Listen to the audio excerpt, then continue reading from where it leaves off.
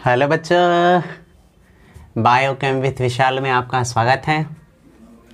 अगर आप हमारे चैनल को सब्सक्राइब नहीं किए हो तो कर दीजिए। चलिए आइए पढ़ते हैं। अब तक हम सरफेस केमिस्ट्री पढ़ रहे थे और सरफेस केमिस्ट्री में कैटलिस्ट पढ़ रहे थे। हम कैटलिस्ट का डेफिनेशन, कैटलिस्ट क्या होता है और ये किस तरीके से एक्शन दिखाता है और इसका क्या प्रॉपर्टी होता है, ये पढ़ चुके थे। आज हम लोगों को कैटलिस्ट का टाइप पढ़ना था और इसके लिए थियरी पढ़नी थी। ठीक, तो हमें क्या पढ़ना है? Types of catalyst.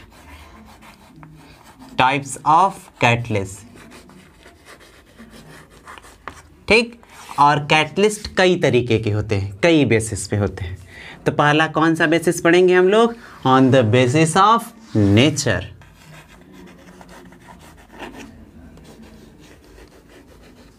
Basis of nature,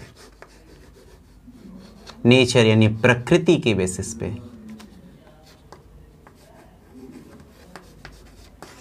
प्रकृति, उसके नेचर के बेसिस पे। तो हम लोग क्या पढ़े थे? कैटलिस्ट ये कॉम्प्लेक्स ऑर्गेनिक मॉलिक्यूल था, जटिल कार्बनिक यौगिक था जो किसी भी रिएक्शन के रेट को बढ़ा देता था, चेंज कर देता था। ठीक, अब हमें पढ़ना है कैटलिस्ट का टाइप किसके बेसिस पे? उसके नेचर के बेसिस पे। तो नेचर के बेसिस पे कैटलिस्ट दो तरीके के होते हैं। एक होता है होमोजीनियस कैटालिसिस और एक होता है हेट्रोजीनियस।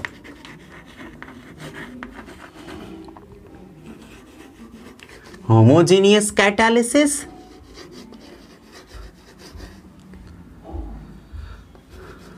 होमोजीनियस कैटालिसिस होता है पहला। इसको हिंदी में क्या कहते हैं? होमोजीनियस। होम मतलब घर, और घर हमेशा, घर में सबको वैल्यू बराबर मिलता है, एक जैसा, जो भी कुछ होता है समान होता है। तो होमोजीनियस कैटालिसिस मतलब समांग उत्प्रेरण। कैसा? समांग उत्प्रेरण। ठीक, तो देखो एग्जाम्पल, देखो पूरी दुनिया हम लोगों के मुट्ठी में। देखो कैसे एग्जाम्पल के साथ, देखो कैसे पढ़ेंगे हम लोग। देखो SO2 प्लस O2 मिलके क्या बनेगा भाई? SO3। बैलेंस कर दो तो बच्चा, इधर देखो, इसको 2 कर दो, इसको 2, हो गया बैलेंस। अब यहाँ पर कैटलिस्ट है NO। क्या है कैटलिस्ट? Nitrogen oxide. देखो बताओ ये क्या है? गैस है। अच्छा ये क्या है? अच्छा ये गैस है। अरे बाप रे, ये क्या है बताओ ना। तो ये भी गैस है। तो देखो ऐसा रिएक्शन या ऐसा कैटालिसिस, ऐसा उत्प्रेरण जिसमें ये क्या है? रिएक्टेंट, और ये क्या है? कैटलिस्ट, दोनों एक ही फेज में हो, एक ही अवस्था में हो। जैसे गैस गैस, तो सॉलिड तो सॉलिड, लिक्विड तो लिक्विड, तो उसको क्या कहते हैं? Homogeneous catalysis. तो कहते हैं ना होमोजीनियस कैटालिसिस मतलब समान, यानी सेम सेम, घर में सबको वैल्यू बराबर मिलता है। तो ऐसा कैटालिसिस जिसमें रिएक्टेंट और कैटलिस्ट दोनों के दोनों एक ही फेज में होते हैं, एक ही अवस्था में होते हैं, तो उसे होमोजीनियस कैटालिसिस कहते हैं। हमें प्रोडक्ट से मतलब नहीं है, प्रोडक्ट कुछ भी हो, पर रिएक्टेंट और गैस एक ही फेज में होना चाहिए। तो कौन सा कैटालिसिस? होमोजीनियस कैटालिसिस कहते हैं। समझ में आया? एक और देखो, जैसे ये देखो, ये C12 H22O11 है कि नहीं? अब देखो इसका रिएक्शन करा दो पानी से, H2O से, तो बताओ क्या बनेगा? ये क्या है? अभी बायोमॉलिक्यूल पढ़ाएंगे तो अच्छे समझ में आएगा। ये है आपका सुक्रोज। तो सुक्रोज किस में टूटेगा? ग्लूकोज और फ्रक्टोज में।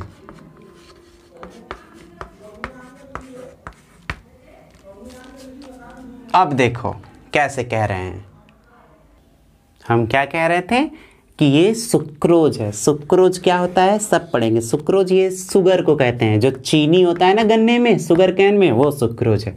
ये ग्लूकोज है, ये फ्रक्टोज है।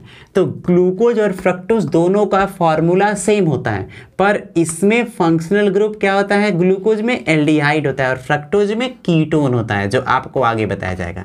अगर आप समझ लेंगे तो और अच्छा है। तो सुक्रोज को वाटर के साथ ग्लूकोज और फ्रक्टोज जब तोड़ते हैं ना, तो इसके लिए जो कैटलिस्ट का यूज होता है वो होता है H2SO4। क्या होता है? H2SO4। अब देखो ये क्या है भाई? लिक्विड। ये भी क्या है? लिक्विड, ये भी क्या है, लिक्विड। तो जब रिएक्टेंट और कैटलिस्ट दोनों सेम फेज में हो तो ऐसे को क्या कहते हैं, होमोजीनियस कैटलिस्ट, और इस रिएक्शन को होमोजीनियस कैटालिसिस रिएक्शन कहते हैं। कोई दिक्कत नहीं। तो आप इसको याद रखिएगा कि H2SO4 यूज होता है। तो पहला हो गया होमोजीनियस। अब दूसरा कैसा होता है रिएक्शन, दूसरा होता है हेट्रोजीनियस कैटालिसिस। कौन सा कैटालिसिस, हेट्रोजीनियस कैटालिसिस होता है। देखिए अब हम बात करते हैं दूसरे के, किसकी बात करते हैं, दूसरे तरीके के।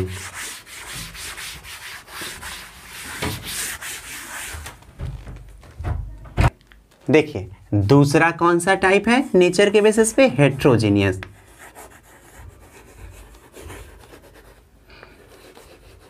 हेट्रोजीनियस क्या, कैटालिसिस।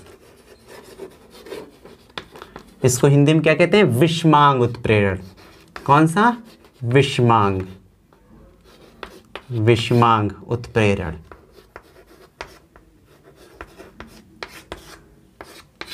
ठीक, हेट्रोजीनियस कैटालिसिस।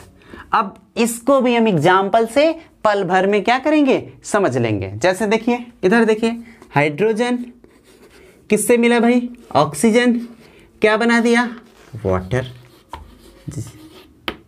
है कि नहीं। बैलेंस कर दो तो ये देखो, ये और ये हो गया। अब इसमें किसका इस्तेमाल होता है, प्लैटिनम का होता है।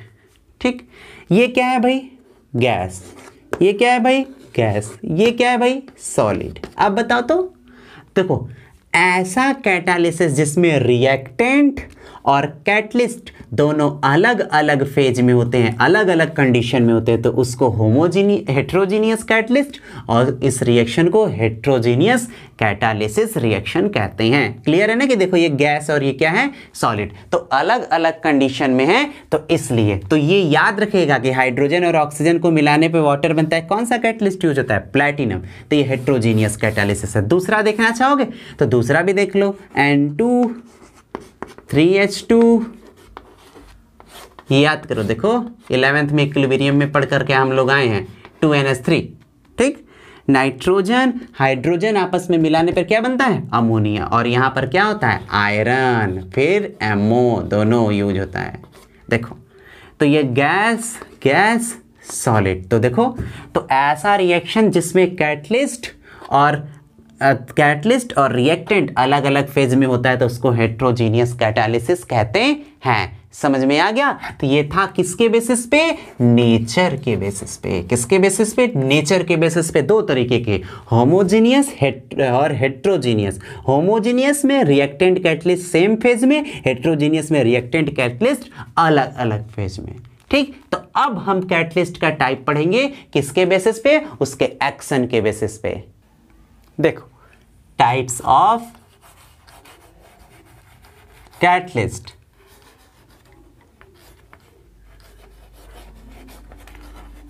On the basis of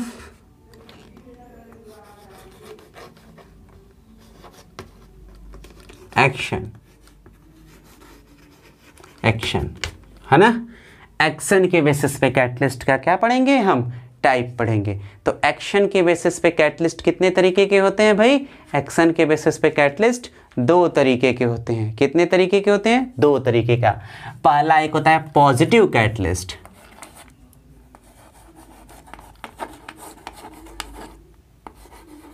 positive क्या, पॉजिटिव कैटलिस्ट, है ना। देखो पॉजिटिव कैटालिसिस हो गया, इसको हिंदी में कहते हैं धनात्मक उत्प्रेरण। तो पॉजिटिव कैटालिसिस, पॉजिटिव से क्या है, बढ़ा दे, मतलब ऐसा कैटलिस्ट जो रिएक्शन के रेट को बढ़ा दे तो उसको क्या कहते हैं, पॉजिटिव कैटलिस्ट। और इसका एग्जांपल कुछ भी हो सकता है, जैसे यही हो गया,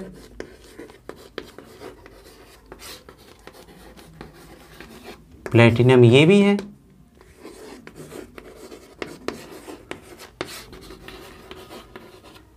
ये भी है,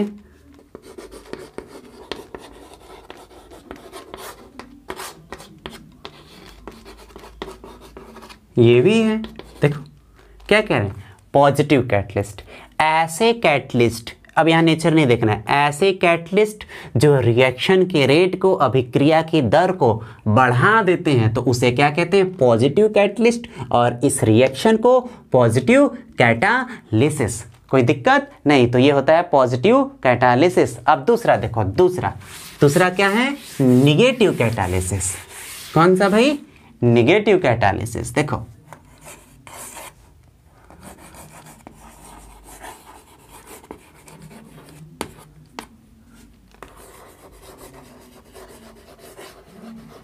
निगेटिव कैटालिसिस, तो ये ऐसे कैटालिसिस है जिसमें निगेटिव यानी रिएक्शन के रेट को घटा देगा। इसीलिए हम पहले लेक्चर में आपको बोले थे, याद कीजिए, कैटलिस्ट रिएक्शन के रेट को चेंज करता है, बढ़ा भी सकता है, घटा भी सकता है। तो देखिए यहाँ पर आ गया, कैटलिस्ट रिएक्शन के रेट को क्या करेगा? यहाँ पर घटाएगा, है ना। तो अब हम लोगों को पढ़ना है कि निगेटिव कैटलिस्ट में कि कैटलिस्ट कैसे रिएक्शन के रेट को क्या कर देता है? घटा देता है। अब देखिए घटाने में कई सारा है, जैसे देखिए H2O2 होता है, इसको क्या कहते हैं? Hydrogen peroxide. अब ये टूटता है तो क्या बनाता है? H2O और O2। बैलेंस करना है, ये देखो हो गया बैलेंस, हो गया, कहानी खत्म। ठीक, अब देखो, और अगर इसमें glycerine,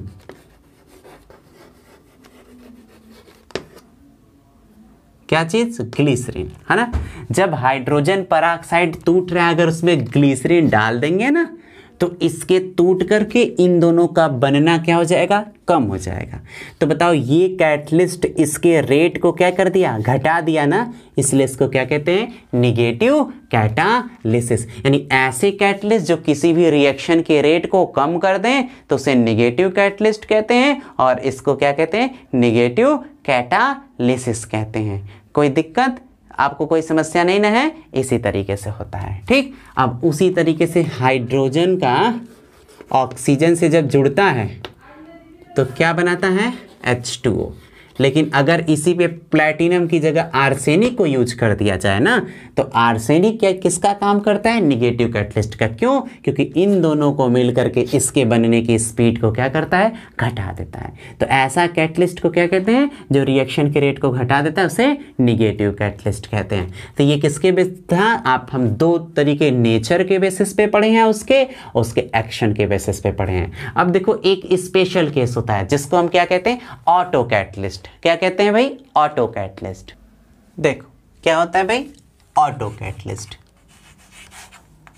auto catalysis, auto catalysis, इसको कहते हैं स्व उत्प्रेरण।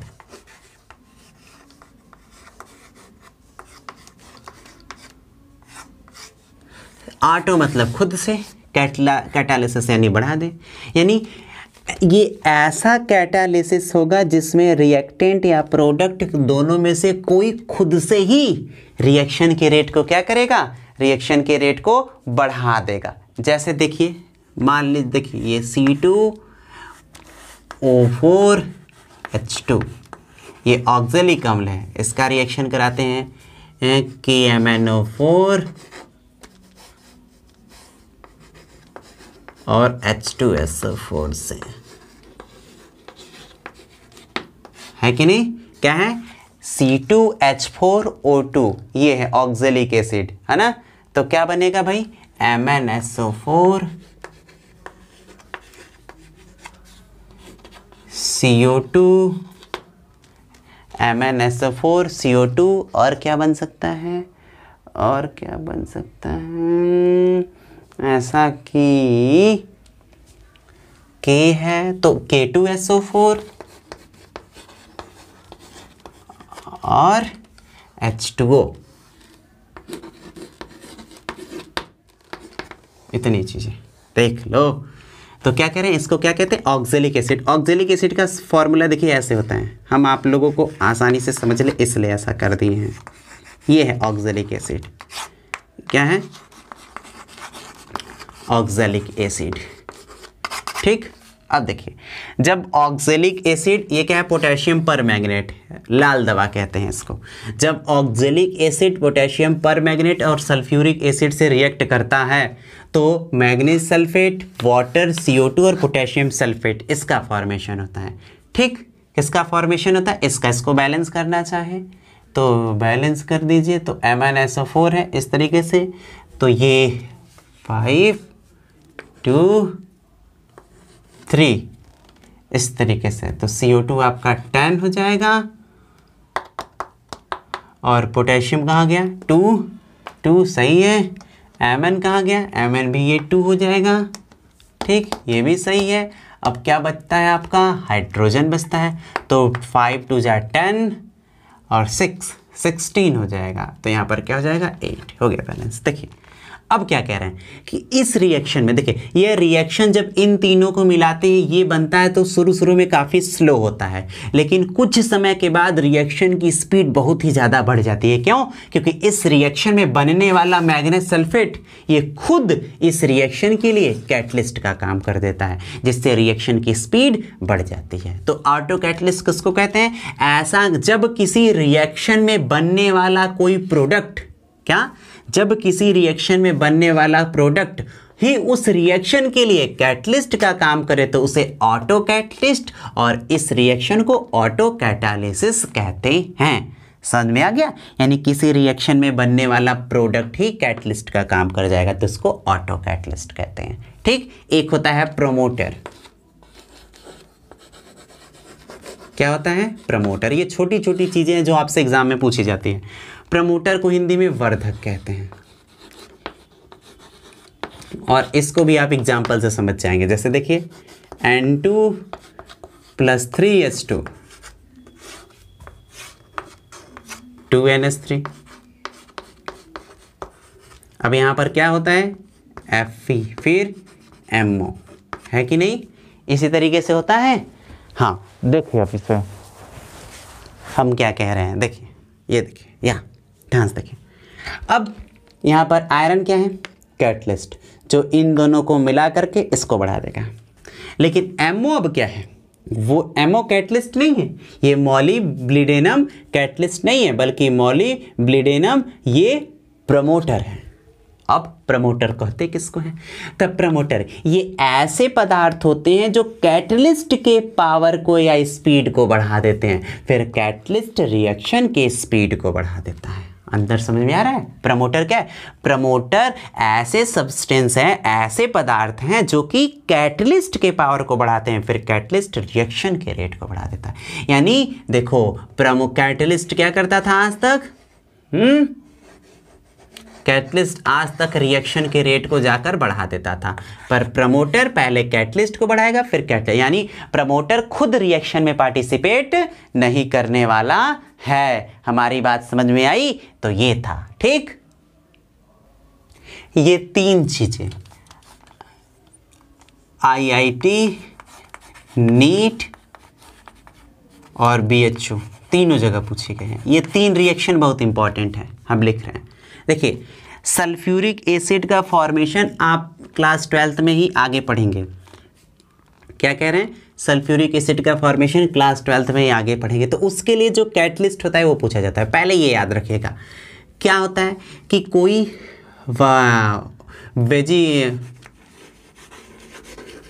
वेजिटेबल ऑयल है, हाँ वेजिटेबल क्या है, ऑयल है।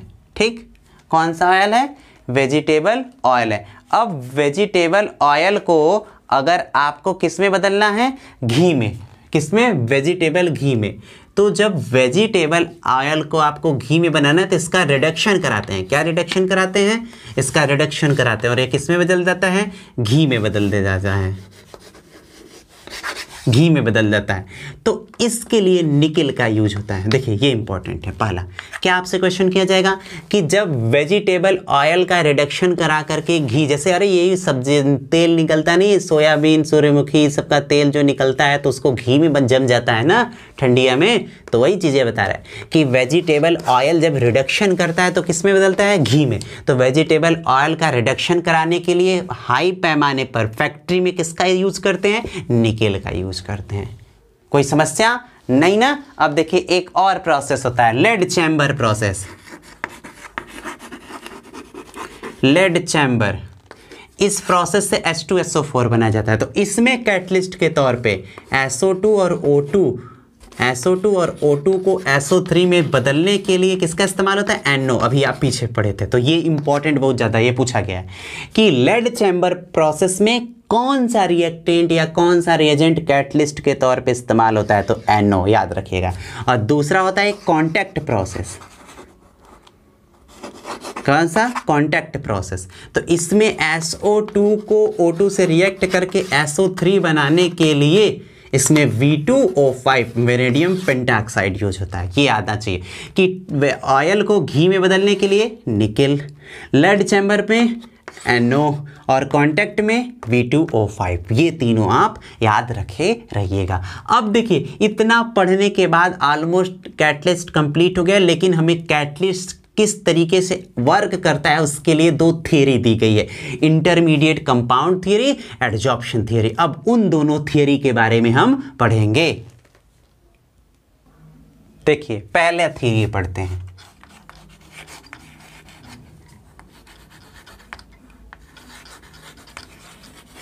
इंटरमीडिएट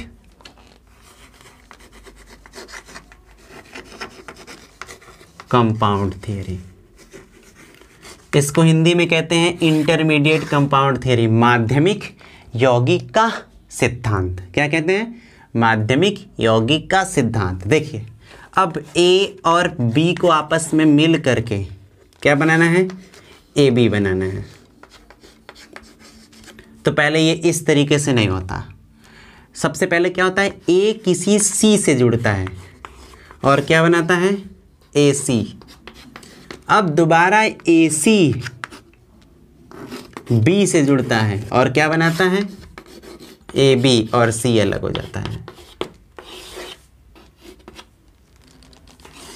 देखिए समझिए। अब आप कहेंगे जब रिएक्टेंट AB है, प्रोडक्ट AB है, तो C लाए क्यों? क्योंकि A और B ये जो रिएक्टेंट के मॉलिक्यूल के पास इतनी एनर्जी नहीं है कि ये दोनों आपस में मिल करके प्रोडक्ट में बदल सकें। इसलिए पहले एक इंटरमीडिएट कैटलिस्ट, इंटरमीडिएट क्यों? क्योंकि ये बीच में आया, न तो शुरू में कहीं दिखा न तो अंत में दिखा। कहाँ दिखा? बीच में दिखा, इसलिए इसको क्या कहते हैं? इंटरमीडिएट। तो कोई इंटरमीडिएट या कंपाउंड या कैटलिस्ट C आया जो A से जुड़ करके उसको क्या कर दिया? एक्टिव कर दिया, इसको एक्टिव कर दिया, जिससे कि अब AC बन गया। अब ये A इस काबिल हो गया कि वो B से जुड़ सके और C अलग हो गया। देखो ये C, देखो कैटलिस्ट हमको यहाँ एक नई बात बता रहा है। क्या? कि कैटलिस्ट रिएक्शन के शुरू में जैसे रहते हैं, रिएक्शन के अंत में भी उसी तरह रहते हैं। देखो ना, तो ये है कि नहीं, हम पढ़े थे कि कैटलिस्ट रिएक्शन में इन्वॉल्व नहीं होते हैं और ये रिएक्शन में खुद को चेंज नहीं करते हैं। जैसे स्टार्ट में होते हैं वैसा अंत में भी होते थे। देखो स्टार्ट में भी इसी तरह आया और अंत में भी यही तरह आया। ठीक है। अब एक और बात हम पढ़े थे कि कैटलिस्ट न तो रिएक्शन को स्टार्ट कर सकता है तो न तो एंड। देखो न तो स्टार्ट में है न तो अंत में, बीच में आया और अपना रिएक्शन को प्रमोट करके निकल गया। कैसे बोलोगे? इसे इंटरमीडिएट कंपाउंड थ्योरी इसलिए कहते हैं क्योंकि सबसे पहले जैसे कहोगे कि कोई कंपाउंड A और B है जिसको मिलकर के AB बनना है, तो सबसे पहले एक कैटलिस्ट जो कि इंटरमीडिएट होता है वो बीच में आता है और एक एक पावर को, एक एक्टिवेशन एनर्जी को क्या करता है कि उसके एक्टिवेशन एनर्जी के वैल्यू को कम कर देता है, बैरियर को घटा देता है, जिससे कि वो AC बन जाता है। अब वो AC अपने B से जुड़ करके AB बन जाता है, C अलग हो जाता है। तो क्लियर हुआ? इस C के बीच में आने का मेन वजह यही है कि A के पावर को बढ़ा दें जिससे कि AC एक्टिव हो जाए और C अपना अलग हो जाए। जब A एक्टिव हो जाएगा तो वो B से जुड़ जाएगा। तो इस थियरी को क्या कहते हैं? Intermediate compound theory. और याद रहे एग्जाम में पूछा जाता है कि इंटरमीडिएट कंपाउंड थियरी किस तरीके के कैटालिसिस को एक्सप्लेन करता है? तो होमोजीनियस। कौन सा?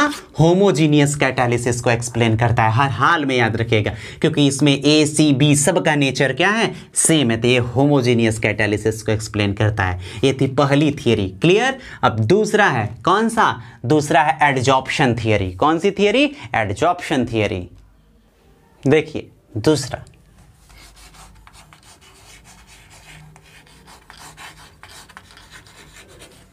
Adsorption theory. इसको हिंदी में कहते हैं एडजॉर्प्शन को अधिशोषण, तो इसको कहते हैं अधिशोषण का सिद्धांत। ये बहुत इजी है, बहुत अच्छे से समझना होगा। ये किसको एक्सप्लेन करेगा अभी समझ जाएंगे। देखिए जैसे ये है H2 और O2 मिलकर के क्या बनता है H2O, किसके प्रेजेंस में, प्लैटिनम के। यही पढ़े थे आप। देखिए अब ये प्लैटिनम का सरफेस है,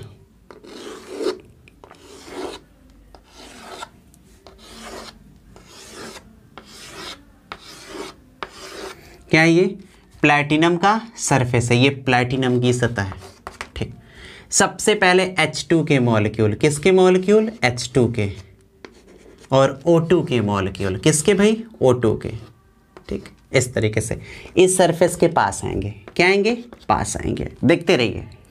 अब जब पास आएंगे, पहले एक बात और क्लियर करो, बताओ ये कैटलिस्ट क्या है, सॉलिड, ये क्या है, गैस, ये क्या है, गैस। तो सॉलिड और गैस, तो ये कौन सी, ये थियरी किस तरीके के कैटालिसिस को एक्सप्लेन करेगा, हेट्रोजीनियस। ये भी याद रखना, हेट्रोजीनियस कैटालिसिस। क्लियर, कोई दिक्कत नहीं, हेट्रोजीनियस कैटालिसिस। ठीक, तो याद रहे एडजॉर्प्शन थियरी, हेट्रोजीनियस कैटालिसिस, और ये बिल्कुल एडजॉर्प्शन पे ही काम करेगा, देखते रहना। देखो अब रिएक्टेंट के मॉलिक्यूल इसके पास आएंगे, और इसके पास आने के बाद क्या होगा, कैटलिस्ट की सतह से जुड़ जाएंगे। देखो जैसे ये इस तरीके से जुड़ गया, और ये भी जुड़ जाएगा,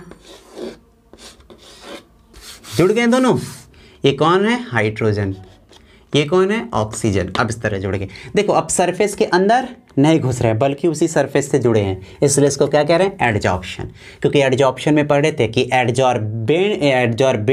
एडजॉर्बेंट की सतह से आकर जुड़ेगा, अंदर नहीं जाएगा। अब जब जुड़ जाएंगे तो क्या होगा, धीरे धीरे इनके बीच का बॉन्ड वीक होने लगेगा, इनके बीच का बॉन्ड क्या होने लगेगा, वीक होने लगेगा। ठीक, और जब इनके बीच का बॉन्ड वीक होने लगेगा तो अब क्या होगा, अब इनके बीच आपस में खुद में इनके बीच में ऐसे बॉन्ड बनने लगेगा, इनके बीच में इस तरीके से। देखो ये H2 का बॉन्ड वीक होने लगा, इसका बॉन्ड वीक होने लगा, और इनके बीच में बॉन्ड बनने लगेगा, और बनते बनते ये क्या हो जाएगा, स्ट्रांग हो जाएगा। इसी तरह अपना इधर इसका भी O है, अपना इस तरीके से बनते बनते क्या हो जाएगा, स्ट्रांग हो जाएगा। जब स्ट्रांग हो जाएंगे तो उसके बाद जब ये रिएक्टेंट से प्रोडक्ट में बदल जाएंगे तो इस सरफेस को छोड़ करके निकल जाएंगे, तब इनकी जगह कोई और आ जाएगा। तो इसको क्या कहते हैं, एडजॉर्प्शन थियरी।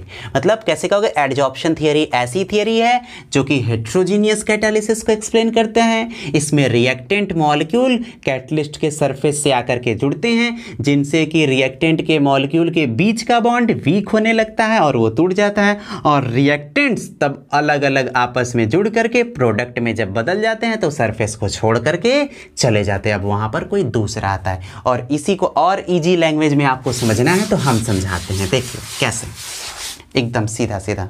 देखिए ये प्लैटिनम का सरफेस है, ठीक, H2O2 ये आ रहा है, ये प्लैटिनम है। आगे देखिए अब ये क्या होगा, ये H है, ये O है। ठीक, अब इनके बीच ऐसे बॉन्ड बनने लगेगा। ठीक, इनके बीच जब बॉन्ड बनने लगेगा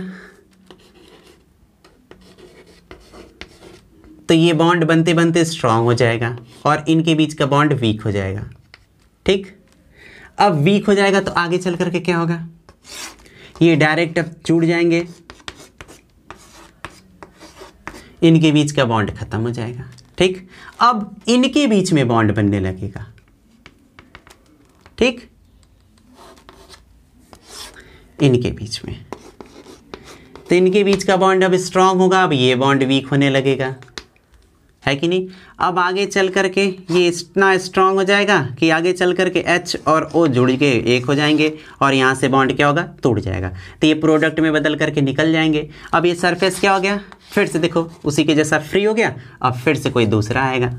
समझ में आया, इस तरीके से होता है कि रिएक्टेंट आते हैं, सबसे पहले सरफेस से जुड़ते हैं तो बॉन्ड बनाने लगते हैं, उनके खुद का बॉन्ड क्या होता है, टूट जाता है, और फिर वो सरफेस से जुड़ने के बाद प्रोडक्ट में कन्वर्ट होने लगते हैं, और बॉन्ड एकदम से टूट जाता है, फिर अंत में वो प्रोडक्ट में बदल करके क्या होते हैं, निकल जाते हैं। समझ में आया।